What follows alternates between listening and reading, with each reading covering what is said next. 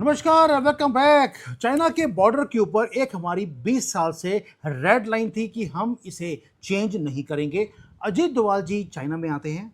यहाँ पर 8 पॉइंट की एक एग्रीमेंट को साइन किया गया है, जहाँ पर हमने पहल करी है चाइना के साथ मिलकर कि हम चाइना के बॉर्डर को सॉल्व करना चाहते हैं।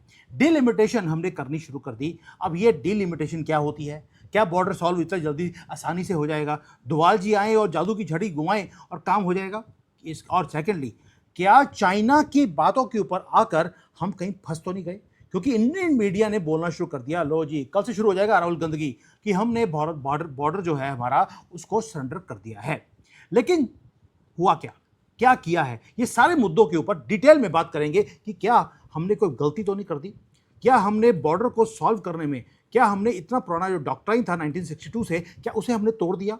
क्या इतनी आसानी से मोदी जी जो जमीन हमारी कब्जा किया हुआ है चाइना ने, क्या उसको हम एक्सेप्ट कर लेंगे? जो आपने रख लिया, बाकी का हमारा, तुसी पीछे हट जाओ, ऐसे पीछे हट जाने हैं। क्या इतना आसान है? मोदी जी इतने आसानी से काम कर लेंगे? अब बात करते हैं कि हमने क्या किया।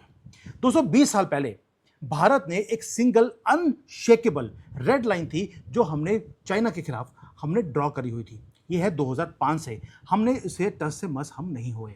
क्या बोला हमने? कि हमारा बॉर्डर आपके साथ 3500 किलोमीटर लंबा है हिमालय के ऊपर, लेकिन उसमें यह नहीं हो सकता कि हम एक पार्ट को हम एक्सेप्ट कर ले कि ठीक है जी ये सॉल्व हो गया और दूसरा पार्ट हम छोड़ दें। पूरा सेटल होगा, वरना कुछ भी सेटल नहीं होगा, यानी कि ऑल और नथिंग। एक सिंगल पैकेज में आपको हमारे साथ डील करना पड़ेगा। लेकिन इस वक्त जो अजीत डोभाल जी हैं उन्होंने कुछ और कर दिया।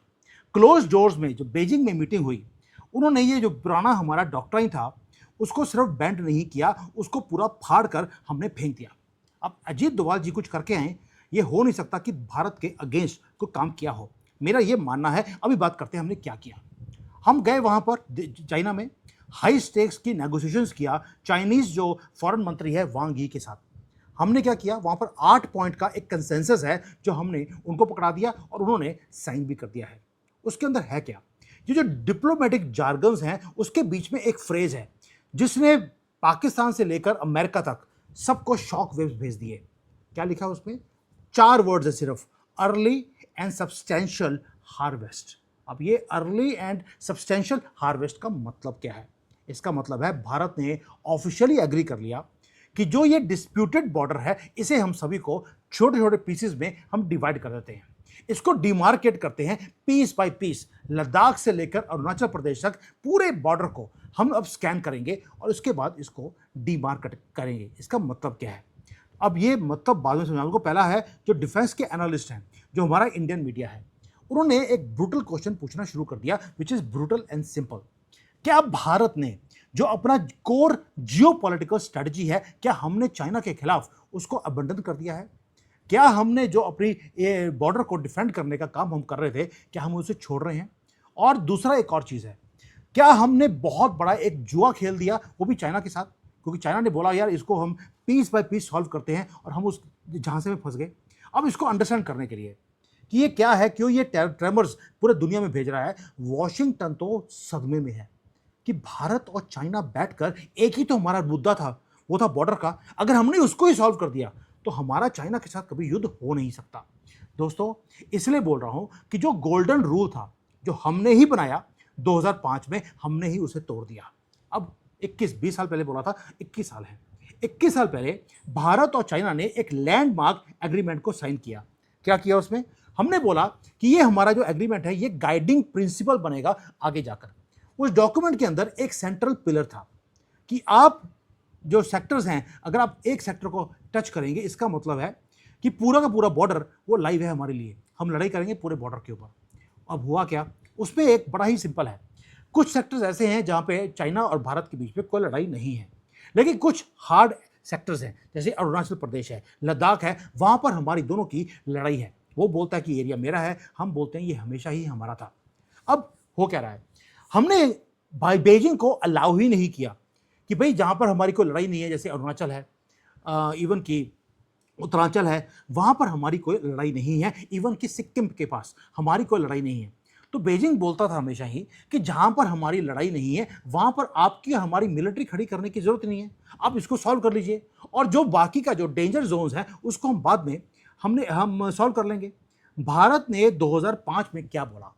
हमने बोला कि अगर हमने चाइना को ये पीस ट्रीटी साइन करने के लिए दे दी और जहां जहां पर ये बोलता है कि इजी बॉर्डर्स हैं, इसको सॉल्व कर देते हैं, तो होगा क्या?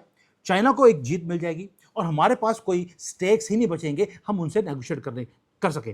क्योंकि अब हम क्या कर सकते हैं कि जहां पर हमारा बॉर्डर का इशू है, जैसे लद्दाख है, अरुणाचल है, हम उन्हें ये बोल सकते हैं कि भाई अगर आपको वो सॉल्व करना है तो आपको पहले हिमाचल की तरफ देखने की जरूरत नहीं है, पहले आप अरुणाचल को सॉल्व कीजिए। चाइना ने मना कर दिया। क्यों? क्योंकि उन्होंने चाकू हमेशा ही हमारी गर्दन के ऊपर रखा हुआ था। अब 20 साल तक तो चलता रहा। चाइना ने बड़ी बार प्लीड किया कि यार अर्ली हार्वेस्ट वाला काम करते हैं। अर्ली हार्वेस्ट का मतलब है जहां पर चीजें सॉल्व हो सकती हैं। अगर 3500 किलोमीटर में अगर 500 किलोमीटर पे हमारी लड़ाई है तो हम 3000 किलोमीटर को तो सॉल्व करें। बेजिंग हमें बोलता रहा let us settle the peaceful areas first, और उसके बाद शुरू कहां से करेंगे? चाइना ने बोला हम शुरू करेंगे सिक्किम से, हम सॉल्व करेंगे हिमाचल प्रदेश को, उत्तराखंड को, और उसके बाद बात करेंगे लद्दाख और अरुणाचल की। बड़ा सिंपल उनका फॉर्मूला था। अब 20 साल तक न्यू दिल्ली ने बोला एब्सोल्युटली नो, ये नॉन नेगोशिएबल है। बट अब जो भारत है, हमने इंसिस्ट क्या किया?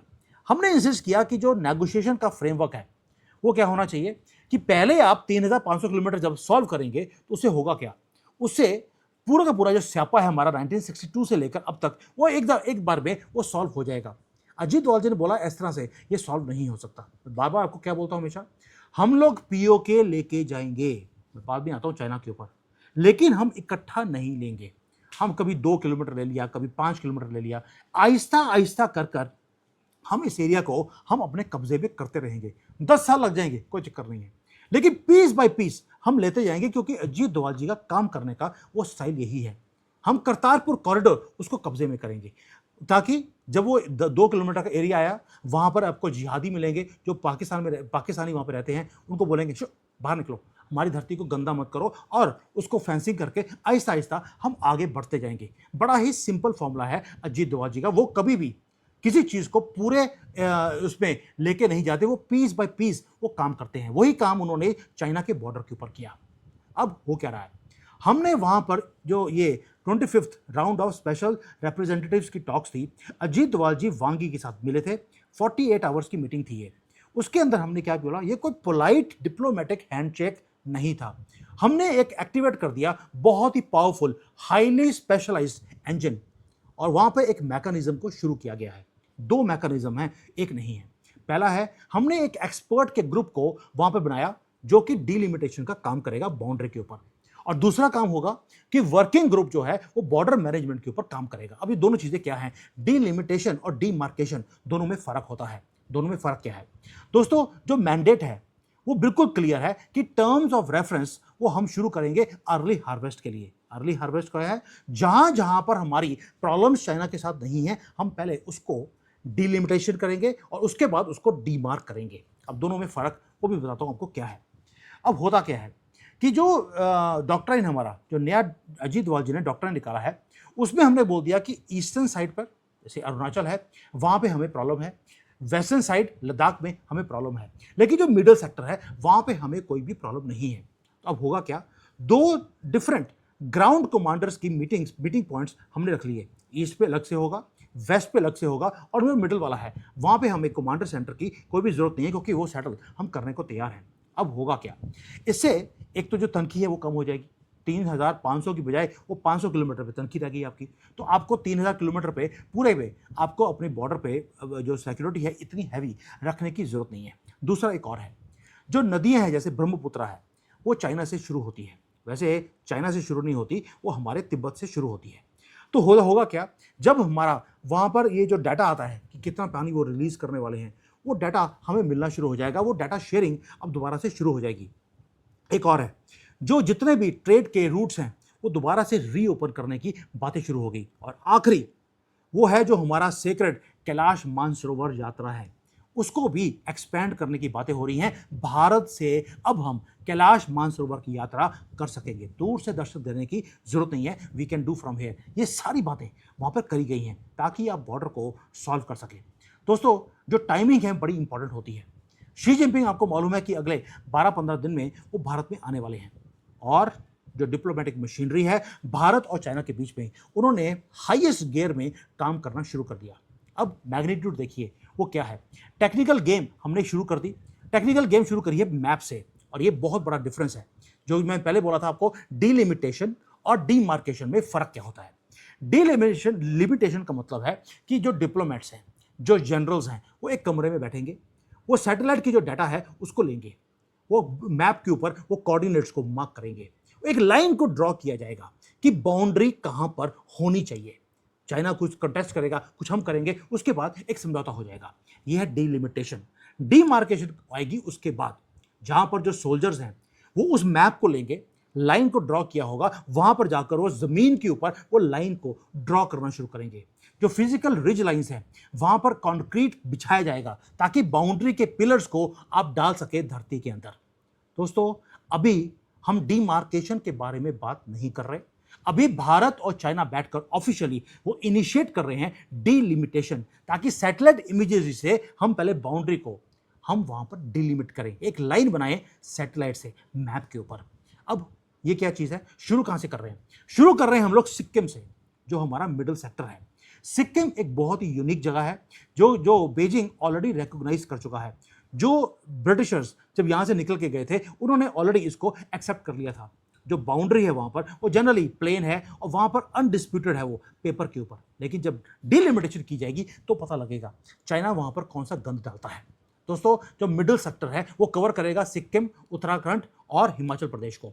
क्लियरली वहां पे जो रिज लाइंस हैं वो क्लियर हैं, वहां पर कोई भी फ्रिक्शन हमारी नहीं है।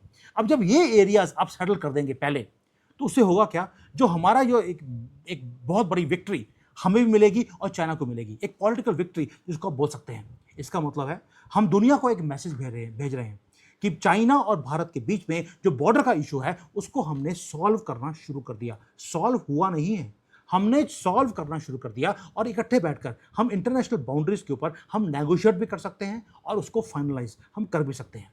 अब इसका डेंजर क्या है? ये तो हो गया जो हम करने की कोशिश कर रहे हैं।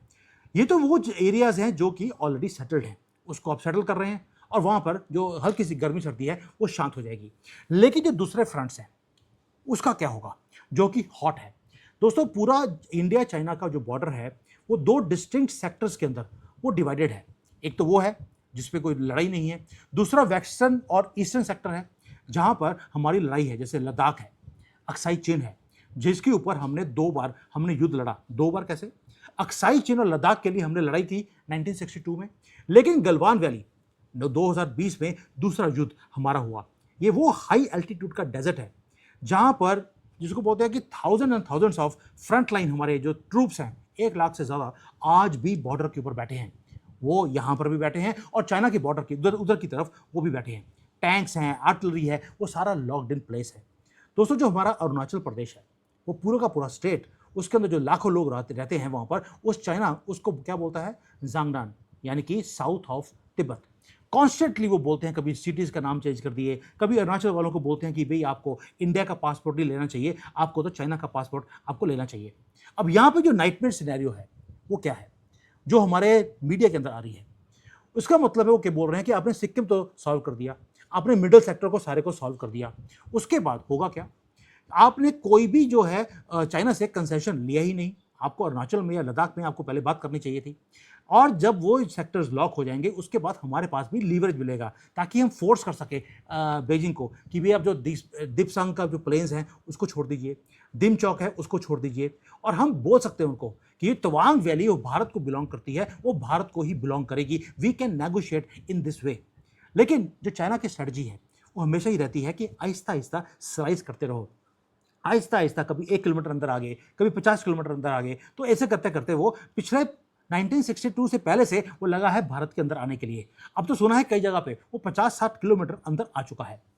न्यू दिल्ली ने चाकू उनको दे दिया क्या, चाइना को, कि आपने जहां तक ले लिया आपका हो गया, बाकी हम बैठकर सॉल्व कर लेते हैं। दोस्तों, ऐसे प्लानिंग नहीं होती। जो स्ट्रेटेजिक प्लानर्स हैं न्यू दिल्ली के अंदर, उन्होंने क्या बोला? उन्होंने किया है एक डीप गेम खेली है चाइना के साथ। जो क्रिटिक्स हैं उनका काम है क्रिटिक्स वाला काम करना। अब रियलिटी देखिए ग्राउंड के ऊपर भी। 2020 से हमारी सोल्जर्स 6 साल से वहाँ पे खड़े हैं। वो एरिया कौन सा है जहाँ पर 1 लाख लोग बैठे हैं हमारे आर्मी के? वो 15,000 फीट सब जीरो माइनस टेम्परेचर में वो वहाँ खड़े हैं, जो हिमालय की जो विंटर्स होती हैं उसके अंदर। ये हमारे लिए बहुत बड़ी एक कॉस्ट है, हमारे लिए भी और चाइना के लिए भी। फ्यूल भेजना है, हैबिटेट है, लोगों के रहने की जगह है, सर्वेलेंस है, स्पेशलाइज्ड हाई एल्टीट्यूड का गियर है और टैंक्स हैं जो हमें आपको भेजने पड़ते हैं वहाँ पर। इवन कि मैकेनाइज्ड जो व्हीकल्स हैं उसको वहाँ पे माइनस टेम्परेचर में लेके जाना, वो जो लोहा है वो पिघलना वो शुरू हो जाता है। इसलिए हमने 2024 में हमने डिसएंगेजमेंट तो कर लिया, लेकिन वो सिर्फ क्राइसिस का मैनेजमेंट था। हमने जो शूटिंग वॉर है उसको बंद किया, लेकिन जो क्राइसिस मैनेजमेंट के कारण जो आप बोलें कि बॉर्डर की सिक्योरिटी सिक्योर हो गई, वो नहीं हुआ। अभी भी हमें डर लगा रहता है कि चाइना कभी भी हमारे बॉर्डर में आ जाएगा। अब हमने क्या किया, जब बॉर्डर की डीलिमिटेशन हो जाएगी तो भारत ने और चाइना ने दोनों ने मिलकर जो लीगल क्लेम्स हैं पेपर के ऊपर उसको हमने खत्म कर दिया कि भाई ये एरिया के ऊपर कोई लीगल क्लेम नहीं है, जो बॉर्डर है वो बिल्कुल सही है, इसके ऊपर अब आगे जाकर कोई भी हमें लड़ाई करने की जरूरत नहीं है। दोस्तों, अब आप देखिए, जब हम सिक्किम को सिक्योर कर लेंगे तो होगा क्या। सिक्किम सबसे पहले हमने क्यों बोला, क्योंकि सिक्किम के पास है सिलीगुड़ी कॉरिडोर, ये हाइपर क्रिटिकल चिकन नेक हमारा है। हमने इसलिए पहले नॉर्थ ईस्ट को जो कनेक्ट करने वाला एरिया है उसको सिक्योर करने के लिए पहले हमने सिक्किम को हमने सिक्योर करवाया है। प्लीज लॉन्ग टर्म स्ट्रेटेजी समझिए जो अजीत दोवाल जी करके आए हैं, इसलिए पीस बाय पीस हम चीजों को सॉल्व कर रहे हैं। अब डिलिमिटेशन कर दिया आपने, उसके बाद डिमार्केशन भी आप मिडिल सेक्टर की आप करने वाले हैं। उससे होगा क्या, जो फोर्सेस यहां पे खड़ी हैं हिमाचल में, उत्तराखंड में, इवन की सिक्किम में, वो खाली हो जाएंगी।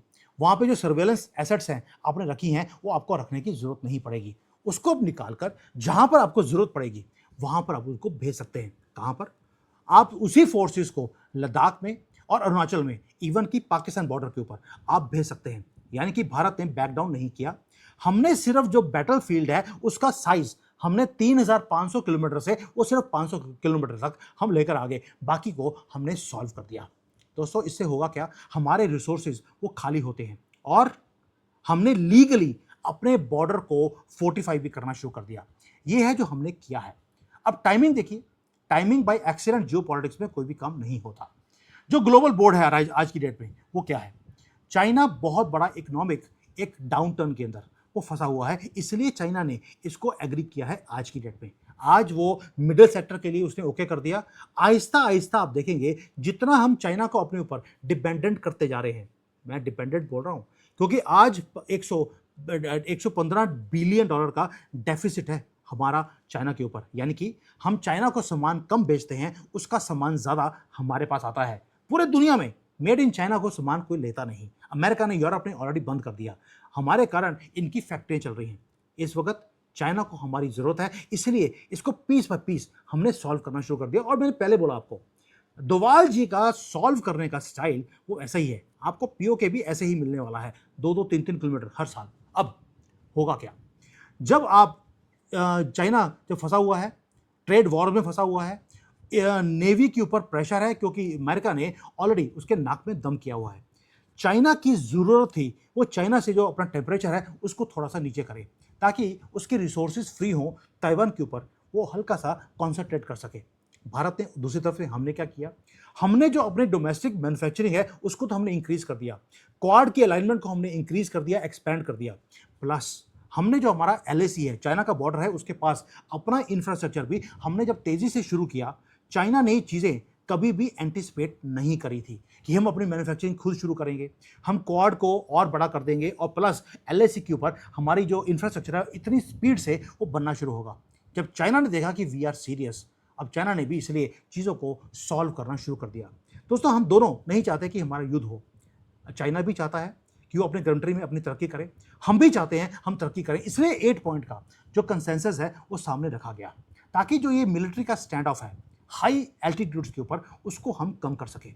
अब 20 साल का जो डॉक्ट्राइन है, जो ऑल पूरा का पूरा बॉर्डर सॉल्व होगा या कुछ भी सॉल्व नहीं होगा, हमने ऑफिशियली उसको बरी कर दिया। अब होगा क्या, ये टाइम आ गया है जहां पर अब पीस बाय पीस पूरे हमारे बॉर्डर जितने भी हैं उसकी डिलिमिटेशन की जाएगी और उसको सॉल्व किया जाएगा। अब होगा क्या, अगले कुछ महीने में हमारी जो डिप्लोमेसी है इसको टेस्ट किया जाएगा। अगर तो न्यू दिल्ली ने ये जो लीगल बॉर्डर है इसको लॉक कर दिया, इसका मतलब है कि चाइना को हमने बाहर निकाल दिया। अब हमारे पास सिर्फ 2 पॉइंट्स रह जाएंगे, एक है लद्दाख का जो वनरेबल एरिया है और दूसरा है हमारा ये वाला अरुणाचल प्रदेश का, बाकी का हमने सॉल्व कर दिया। ये बहुत बड़ी जीत हमारे लिए होने वाली है। लेकिन अगर बीजिंग ने वही काम किया धोखे वाला जो ये हमेशा करते हैं, उन्होंने इस विंडो को अगर यूज किया अपनी पोजीशन को और स्ट्रांग करने के लिए अरुणाचल प्रदेश के अंदर, इसका मतलब है कि हमने डिप्लोमेटिकली हमने चाइना के सारे स्टेक्स को अपने कंट्रोल में बिना किए हमने ये एग्रीमेंट कर लिया। तो हमारा जो डॉक्ट्राइन नया वाला अजीत डोभाल जी का है वो फेल हो जाएगा। आपको लगता है कि अजीत डोभाल जी को काम करके आए वो फेल हो जाए? हो नहीं सकता। There is more to this story which we are told. So that means जो इंक है अभी 8 पॉइंट कंसेंसस की ड्राई नहीं हुई है। जो मिलिट्री हॉटलाइंस हैं वो ऑलरेडी चालू हो गई हैं भारत और चाइना के बीच में। सैटेलाइट्स की इमेजरी ऑलरेडी क्रिएट होनी शुरू हो गई है कि बाउंड्री कहां पर क्रिएट की जाएगी। जो बैटल है roof of the world Himalaya का, वो ऑलरेडी एंड गेम की तरफ वो आता हुआ दिखाई देता है। और ये काम सिवाय अजीत डोभाल के कोई और नहीं कर सकता था दोस्तों। और ये डॉक्ट्राइन अजीत डोभाल जी का है, ये बहुत ही सुनहरा टाइम भारत और चाइना के बीच में वो लेके आने वाला है। अगर चाइना ने कोई भी अब गंदी हरकत नहीं करी, it is going to be golden time for both of us. और जो मैं शुरू से बोलता हूं कि जिस दिन चाइना और भारत इकट्ठे हो गए, ये नाम हो जाएगा चिंडिया। चिंडिया का मतलब है चाइना और इंडिया। हम पूरे दुनिया को अपनी उंगलियों पे हम नचा सकते हैं। सिर्फ ये वेस्ट वाले हमारे सामने खड़े हो नहीं सकते। इसलिए जो शॉक वेव्स हैं इस 8 पॉइंट का, वो भारत में कम, पाकिस्तान और वॉशिंगटन में मातम मनाया जा रहा है। क्योंकि जिस दिन हमने ये सॉल्व कर दिया, अगला वार पीओके पे ऊपर आपको दिखाई देगा, वो भी piece by piece. Thank you, जय हिंद एंड वंदे मातरम।